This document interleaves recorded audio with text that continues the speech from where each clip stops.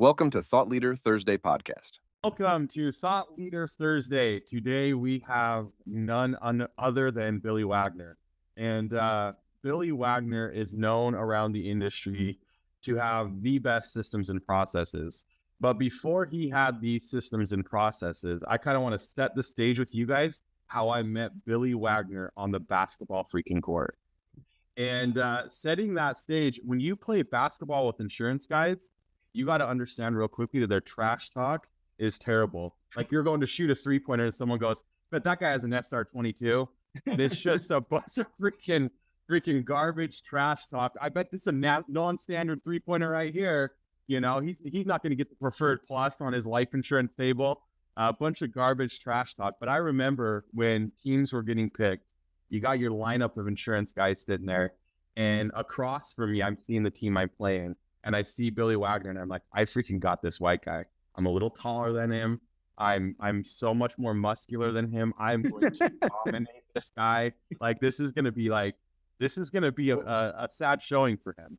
More importantly than what you're saying here, where'd the two of you guys go in this draft? In the picking order, I have to assume I'm number one. I don't remember. It's a little murky. Little foggy. I feel like I'm looking at James Harden right now. Doubt it. If it was based on trash talk prior to, you probably were going to be one of the top. Yeah, because you definitely were the loudest.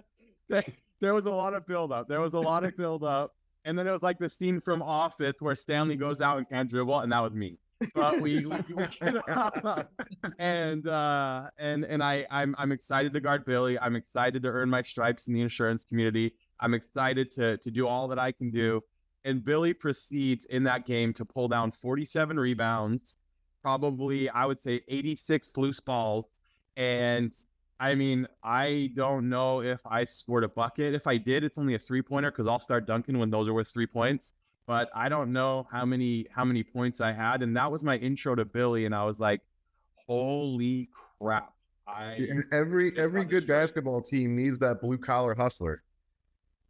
Yeah, I was actually very surprised at the talent level of insurance agents that were playing basketball. And we actually were playing in Vegas, and we were playing like those of us that were on the East Coast were playing at like 2:00 in the morning because that's when we could get the gym space. But it was so much trash talk, and my wife said this is the worst idea ever. There's going to be so many injuries because we're old, and and there was injuries, but Wes, you impressed me. I will say you impressed me. Just a lot of people had very low expectations for probably both of us, and they were pleasantly surprised. So there was an Achilles tendon blown. A blown Achilles tendon happened in that game by Brandon Smith. Brandon Smith blew his Achilles tendon. He was dunking that game, so he probably just didn't get a good stretch in. But he blew his Achilles tendon, and the doctors there told him it was just a broken ankle. This is what happens when you play for the women and not for the team, right? What are we doing going up above the rim at our age? He should have. And I'm glad his Achilles tendon broke. He shouldn't have been dunking on me. That wasn't. So glad. I'm just kidding. I love Brandon with all my heart. So Billy, we would like inside this Thought Leader Thursday to provide tactical stuff for people.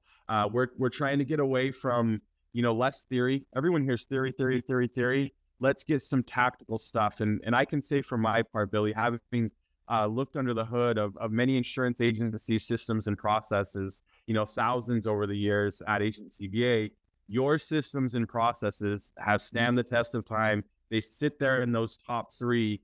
And I think if you have something that you can give this audience, that would be awesome and powerful.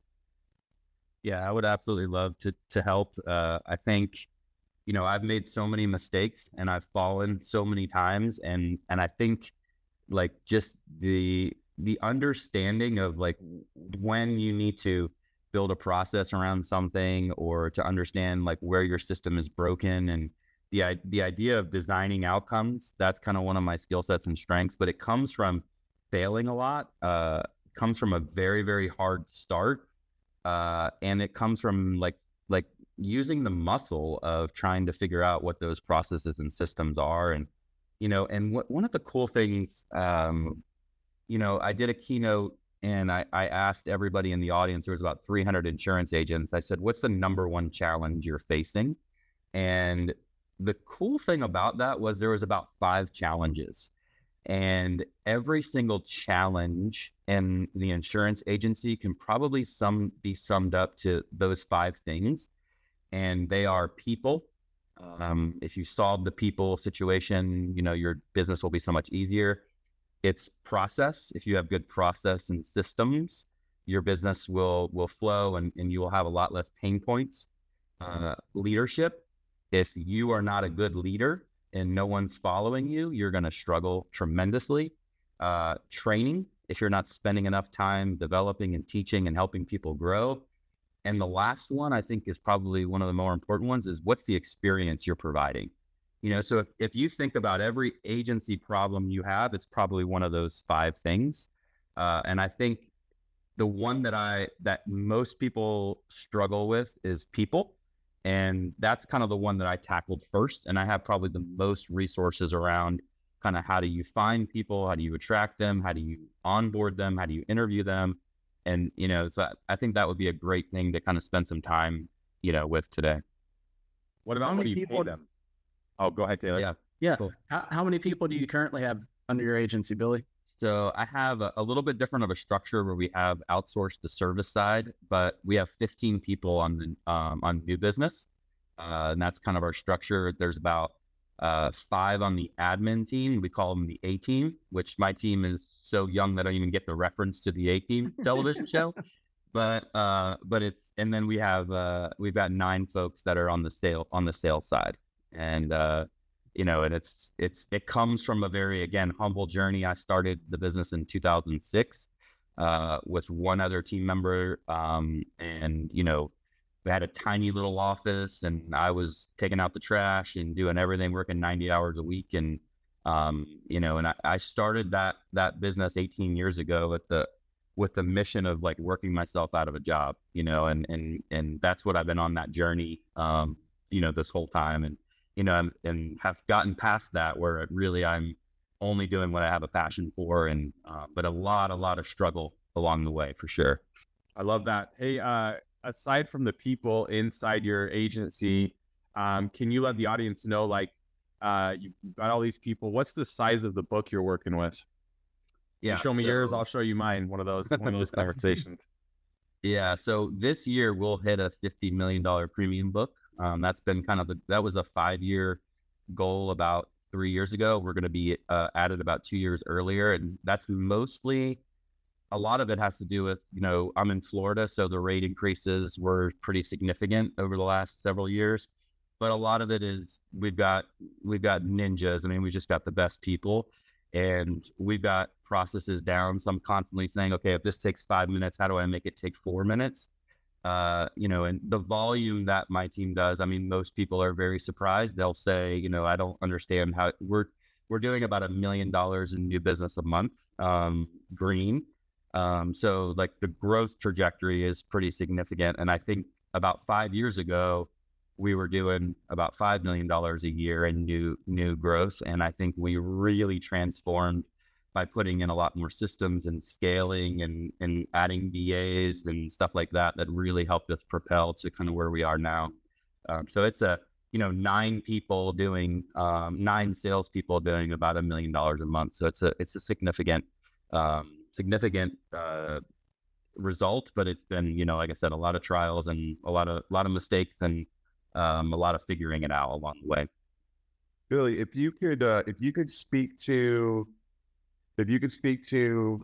the level of success that you rose to prior to being, more systematic versus now where you are very structured and processed and all of that, what got you to the point you got to before you systematized, and then what was that moment, that epiphany where you were like, oh man, I gotta get more serious if I'm going to take this up to the next level? Yeah, it's a great question. I I think early on, I think anyone that's in like the first 5 years of this business, it's one of the hardest things you can ever do.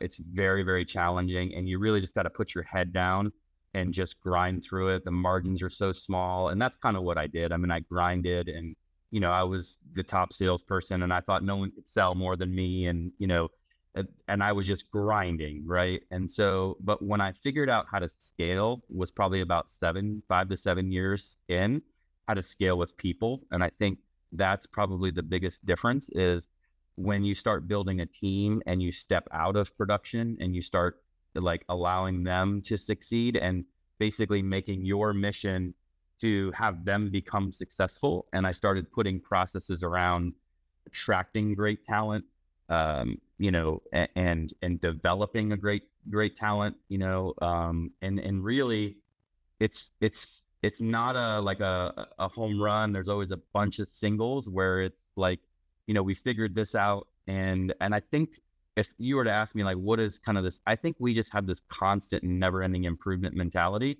that we're just going to keep getting a little bit better, a little bit better, a little bit better. And you start doing that for 18 years, you start to have success.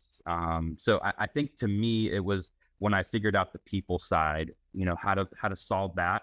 That was probably our biggest change. You mentioned at the beginning of that answer that early on the margins were so much smaller, and they are so much smaller in the beginning. In the beginning, I've always kind of referred to it as the storm, like getting out of that storm in the first couple of years or whatever. What percentage of the revenue that you were bringing in those first 5 years were you reinvesting back into the agency? And I think it's an important thing to talk about because, one of the things that we've experienced with a lot of the agents that we work with is a lot of them get to a point where it's like, all right, the bills at the agency are paid. Now I can start bringing some money home. What did you do early on? Yeah. And I think that was a mistake that I made too early on is I wasn't, I was trying to find the least expensive staff that I could hire because I couldn't really afford it.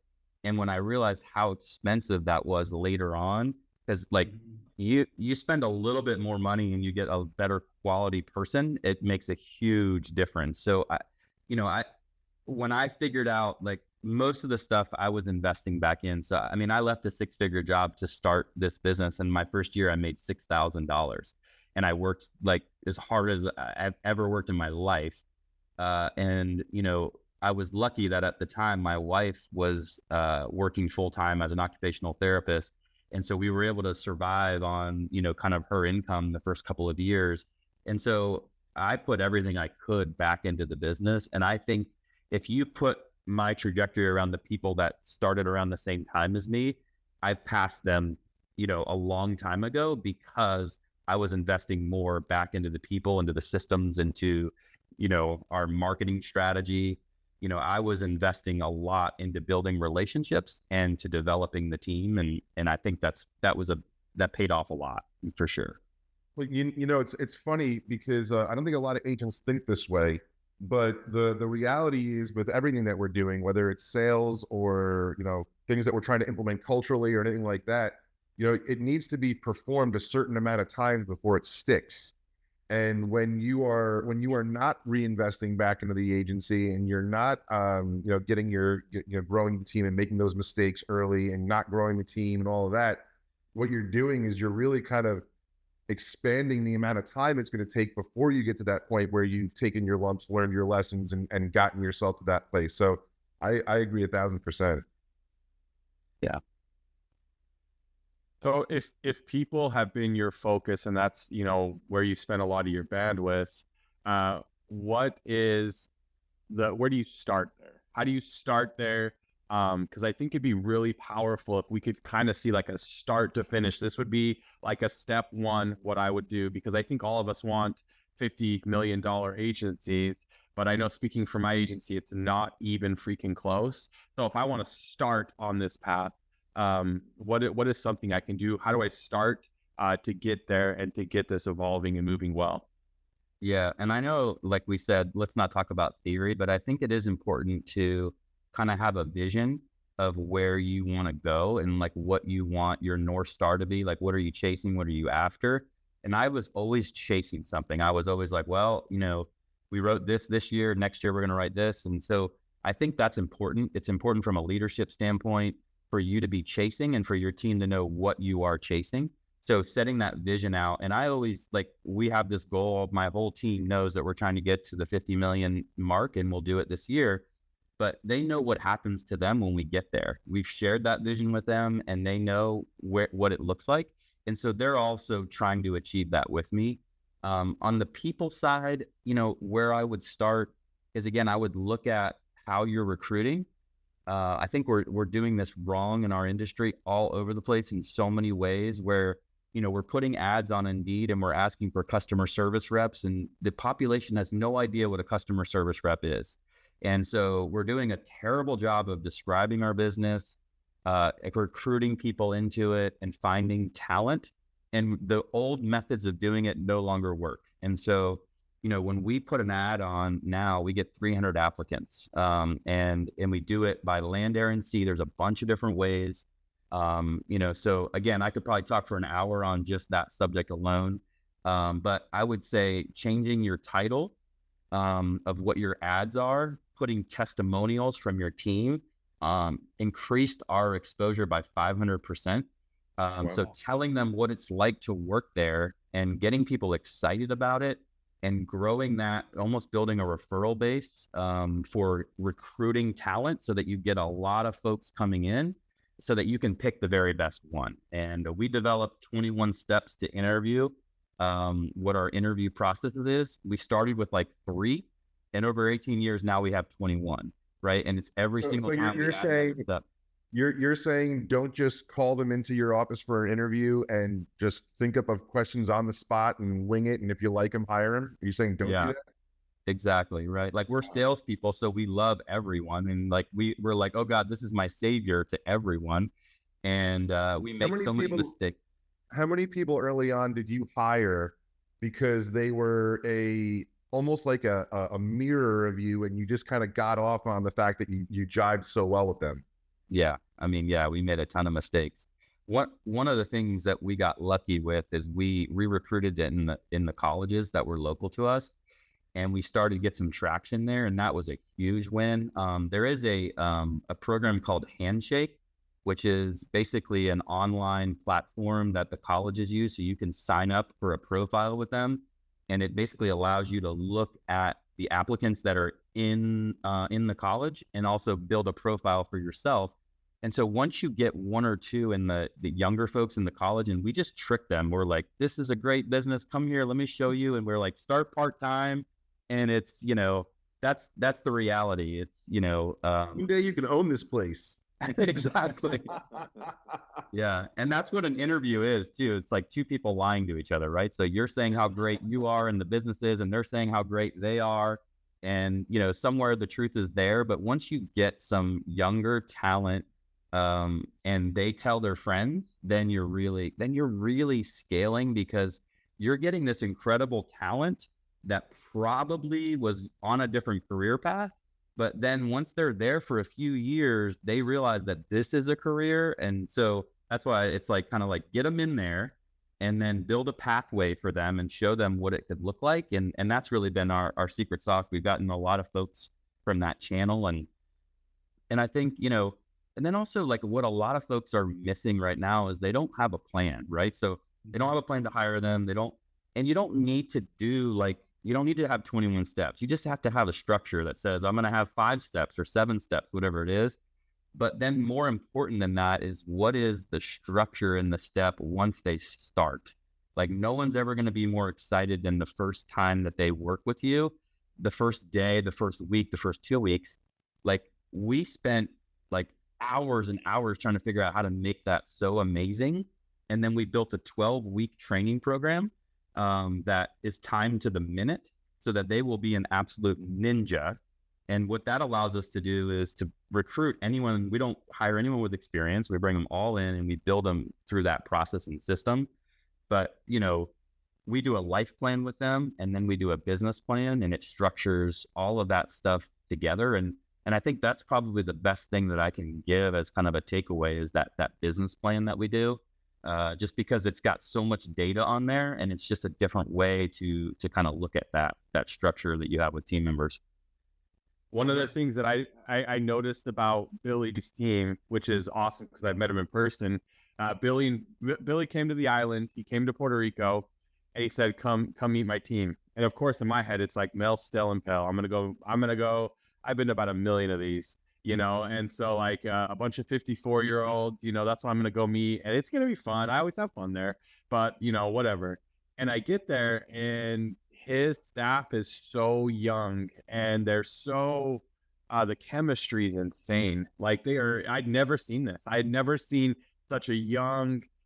They liked each other. The energy was off the charts. There was extreme diversity. It was really, really a unique thing. But I think my greatest takeaway, even more than their age, that they were a bunch of young folk, was that these guys liked each other. Like these guys, like we played a game when we got there and had fun and ate nice food, and it was exceptional. More often than not, when I visit staff, within about 30 seconds, I could be like, dude, Sally CSR hates freaking her. She's glaring at her the whole freaking time. There's serious daggers. This was like, it was like you're going to hang out with your buddies. It was relaxing. And they liked each other. And I think that's attributed to your systems and processes. Yeah. And that trip was amazing. And I think Wes was like second place in Flip Cup. He's like, I've never played Flip Cup before, and he's like almost won, which I was very impressed by because we got some talented Flip Cup players on our team. But I dropped out of college. I dropped out, so I didn't get to experience these games. And my wife was with me, and she's like, "Oh gosh, no, I'd never seen this. I'd never seen this." And I'm like, "Wait, you flip a cup? This sounds exceptional. I'm already in there. But then if you lose, you get to drink more." Yeah, okay. Well, this is like the best game ever. But the competitive juices, I was going up, like me and that one guy were at the end, like almost every time. Like I wanted to lose because I wanted to drink, but I wanted to beat this guy. And so it was such a fun night. That was, I basically took all my college years that I missed out on for dropping out of college, and I did it in that night. And it was awesome. Yeah. I mean, it was super fun. Like that. And that was another vision thing that we did with our team where we said we wanted them to build 100 new relationships, and a relationship to us is a center of influence. So it's a mortgage broker, a lender. And if we develop, and they had to send us 5 pieces of business to count as a new relationship.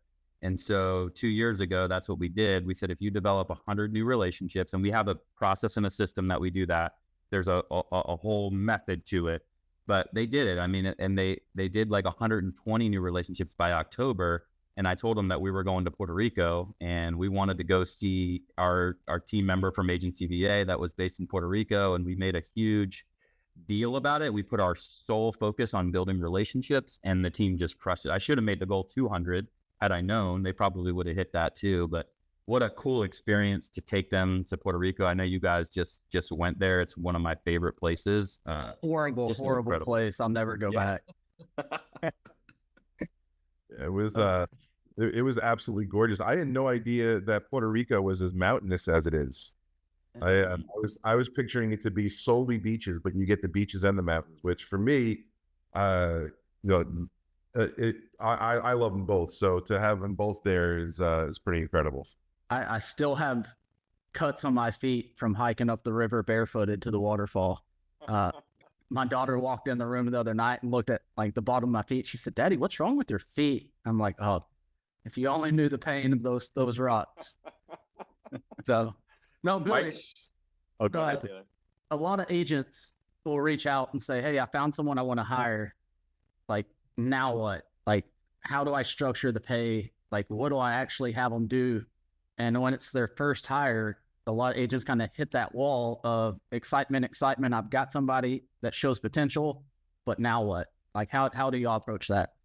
Yeah. And that's a great question. And I think it's a question that's on everyone's mind. And, we've gotten a lot better at this. And honestly, in the last 6 months, we've gotten even better about like building the pathway for them. And so, if I was starting over, I would do this exact, like, obviously I have a foundation, I've got structure and all that stuff now, but if I was starting over, I would do this exact same way. And what it is we bring everyone on as a client concierge, and they will learn. And I told you we have a 12-week training process. It's not that it's all 12 weeks of training. Like, that's kind of an insane amount of time if you think about like what's reasonable. But what we do is we teach them one thing that first week, and then the second week we teach them something new, but then they're practicing that first thing that they did.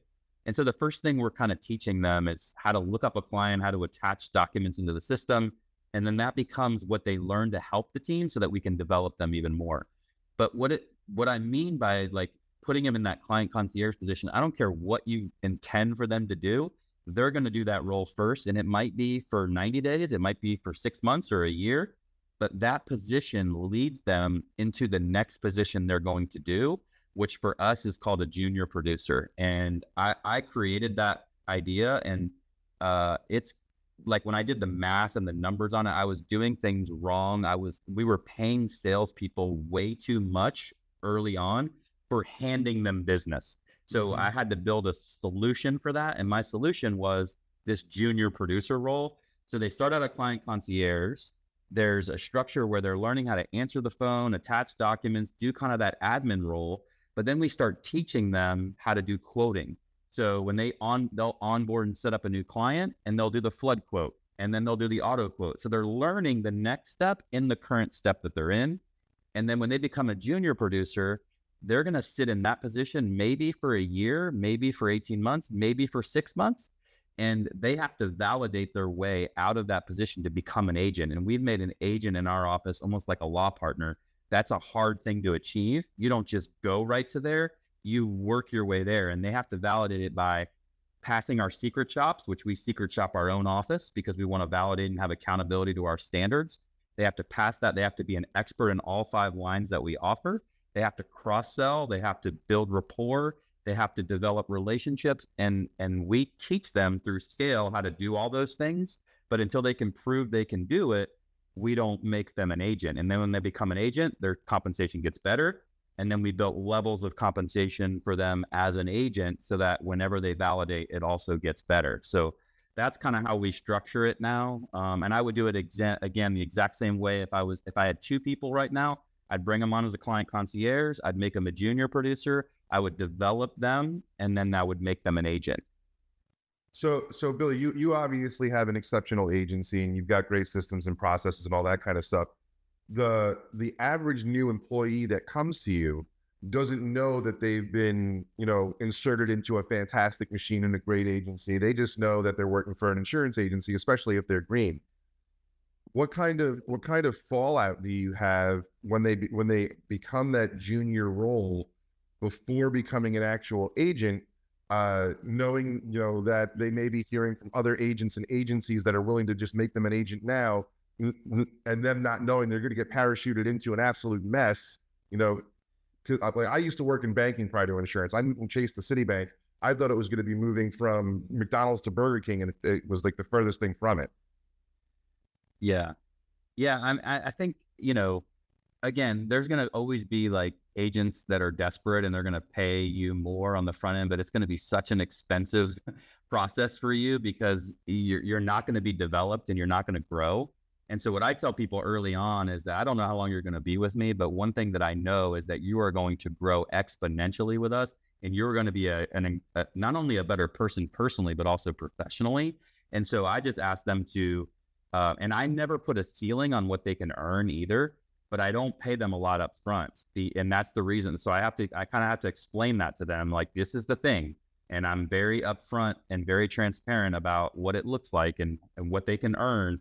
And again, I'm just looking for great attitude, people that are grateful. That's a really key thing. Like, finding people that are grateful is so huge. That's why I love like the agency VA folks, because that's who they are.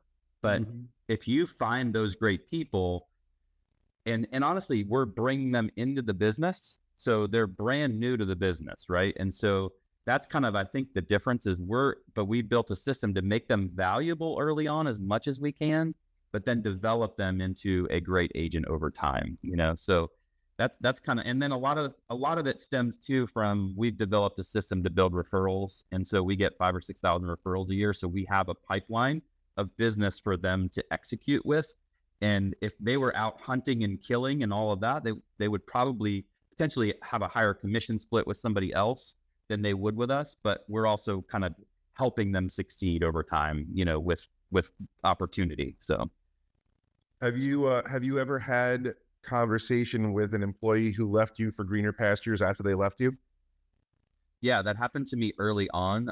I recruited somebody that was a manager at McDonald's, and I taught him the business, and he went on to open his own. And I realized that I didn't have the right pathway for him. So it was a really good lesson to understand, like, he would have been much more successful in my system if he had stayed, but I didn't have the structure built out. I didn't have the process built out, and I didn't have the vision for it. So that's where I failed, and I was like, I got to fix that. And that's kind of why I built that. So there was people that were with me at the same time that he was, and he did okay as an agency owner. He's still an agency owner and he's doing fine, but the person that stayed with me is making 3 times what he is without the headaches and the hassle. And I just didn't have a good way to illustrate that. And I didn't understand, how to kind of tell that story at the time. So yeah, there's absolutely those scenarios where people are going to always think the grass is greener and they can go do it on their own. And, and now I have a structure that if that's what they want to do, I'll help them. Right. It's like, there's so much business out there. If they want to, then we'll help them succeed. And I'm not a person that wants a lot of locations or anything like that. But if somebody wanted to do that on my team, I would make that opportunity available to them.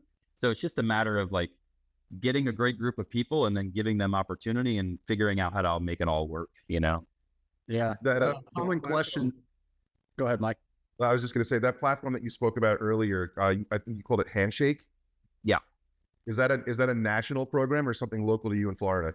No, it's national. So it's anywhere. All the colleges have it. So that's something you can use anywhere in the US.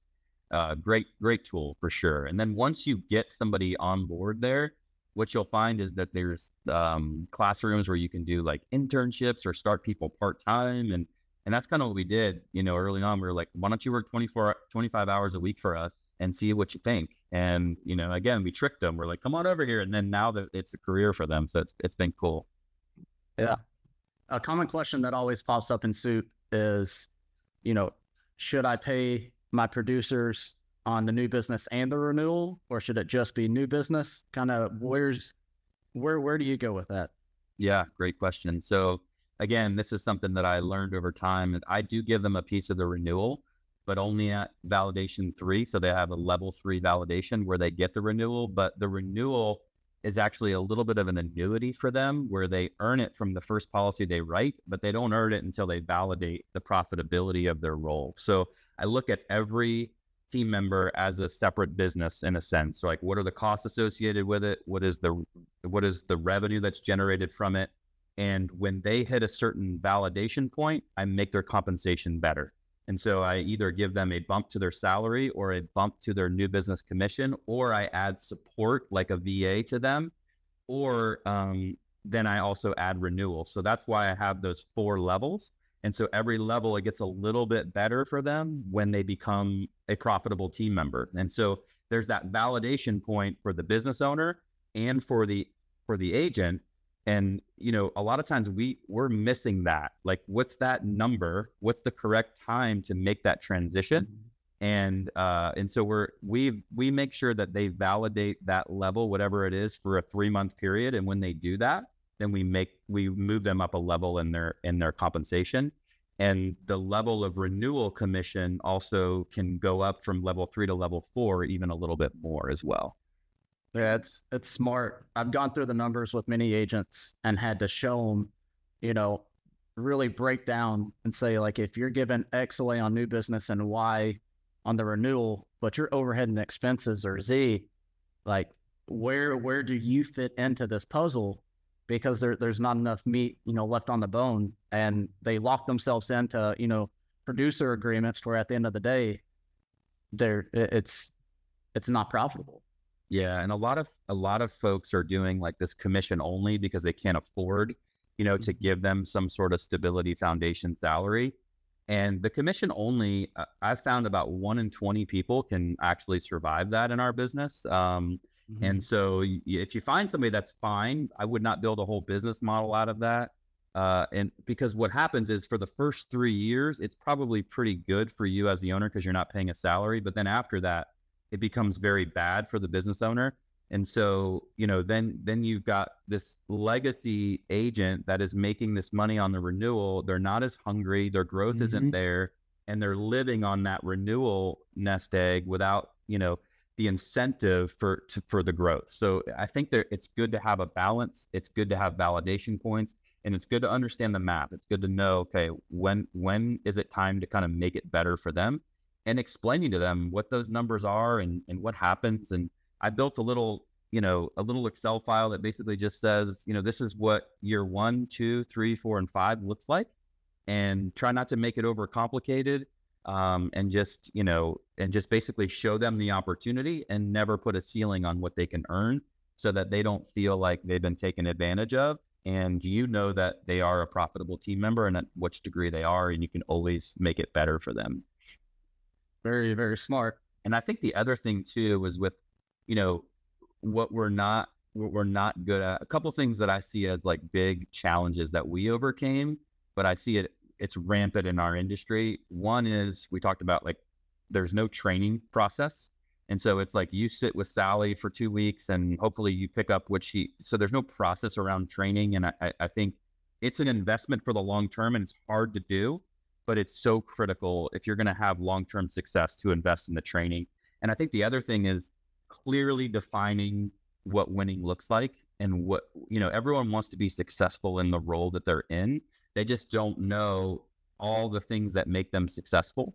And so when we give them a business plan, the very top of it says, this is what winning looks like. Here's all the things that cause you to win and what our most successful people are doing. And it allows you to have the right conversations. It allows you to say, like, having your cell phone put away during the workday is the right thing. And you got to have that conversation because those distractions are everywhere, right? Showing up on time and, like, owning your area, meaning that like if you have some responsibility, you own it. So it allows you to have these correct conversations, and everyone wants to do a good job, but we as agency owners are not giving them crystal clear instructions on what that looks like. And so we have about 15 of those key things. We put it at the very top of that business plan. And that's kind of the foundation, so that when you're here for 3 months and people go, how are you doing? You know exactly how you're doing because you have something to measure it against and something very specific that they can, kind of look at and go, okay, this is where I need to adjust or improve on. And then the other part of it is, what are the KPIs? What are we looking for from like your area? This is what you need to own. And then this is your weekly accountability and your quarterly accountability of like where the benchmarks are, like where you should be. And it's just, again, very, very clear on what their responsibilities are. And then it will have kind of their compensation, their benefits. And that's one thing that we've done, in 18 years, every single year for 18 years, we've improved the benefit package. We just made it better. Whenever we could, we did something to make it better. And we'll constantly continue to keep doing that. But it's all, again, laid out. And then they know the pathway too, because we built this pathway and we lit it up for them that says, okay, here's where you're going to start, and this is your next position that you're going to go to. I don't know about you guys, but I personally have been taking a lot of notes throughout this call. So, you have been teaching me quite a bit around how to go about bringing someone up through the ranks properly and giving them a nice career path in the process, rather than just inserting someone into the role, crossing your fingers and hoping for the best. Yeah, I think like the one of the things that, again, if I think of like just trying to be as helpful as possible, like the accountability piece, like with our team is so hard. I think like Harvard did a study, or somebody did a study that like 7% of leaders are good at accountability. And what I tried to do is build a system where there was a scoreboard and there was clear instructions so that the accountability is innate. It was just built into the organization so that, everyone knows who wins or who loses based on the scoreboard that's there. And the scoreboard doesn't lie. And I tell my team, like, it's not like a high pressure, I got my thumb on you, but there's a standard that's very high. And if someone's not hitting it, it's very obvious, and I just tell people, don't ever be last 2 weeks in a row on anything that we're holding you accountable for, because we don't hold them accountable to very many things. So don't be last twice. And so I think that accountability piece, and that's why we do the secret shop, because I used to think, well, they were following my scripts and my process and my systems, and they weren't.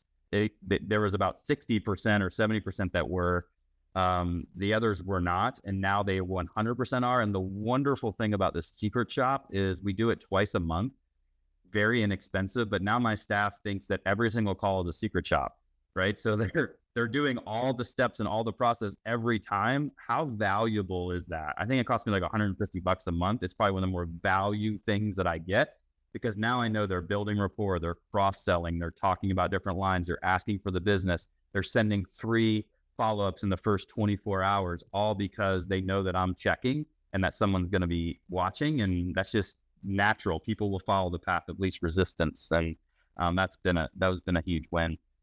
Well, I remember in a previous life when I was in banking, we would get secret shops, fairly frequently. And I would say one of the more common conversations amongst the staff was, oh, that guy was totally a shopper. Yeah. And it very rarely was. Yeah. It's funny because the team thinks that they know and they don't always know. And, and we have to be creative too, but it's always like it's a house for sale, right? But a lot of our transactions are a house for sale because that's kind of our focus. So they really can't always tell, but sometimes they can. But again, it's just sending the right message, and it's very like public. Like they're gonna be called out if they mess up. And again, it's again another way to build accountability without me going, hey, why are you screwing up? It's like the results are there. This is what you did, and if they crush it, we pay them like they would have sold the policy. So there's no downside to them of like, oh, I wasted my time on that. So we just give them the full commission if they hit the correct things on there.